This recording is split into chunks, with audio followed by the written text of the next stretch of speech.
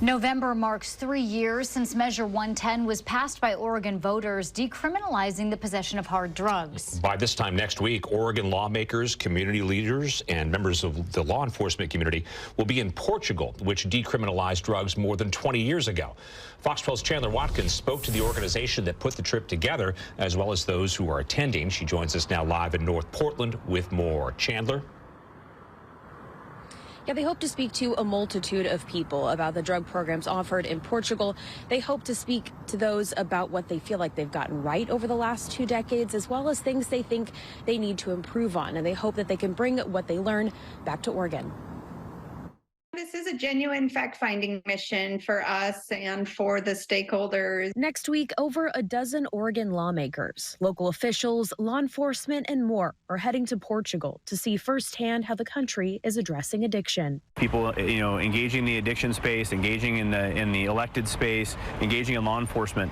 We are now, for the first time in a long time, at the same table. Portugal decriminalized drug use in 2001. It was a model for those who backed Measure 110, which decriminalized drugs in Oregon when passed by voters in 2020.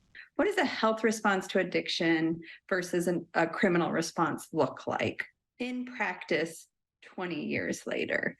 I think that we're all coming with good intentions to learn and to really figure out, are there ways for us to implement and change decriminalization in Oregon so that we're meeting more of the needs of Oregonians. The trip is being put together and funded by the Health Justice Recovery Alliance, but some of those going are paying for the trip by other means. The group will arrive in Portugal on Sunday, October 29th. Through the week, they'll be meeting with the Director of Intervention Service for Addiction Behaviors and Addictions, visit treatment and harm reduction sites, meet with members of Parliament and law enforcement, and speak with those currently in treatment. The group will head back to Oregon on Friday, November 3rd.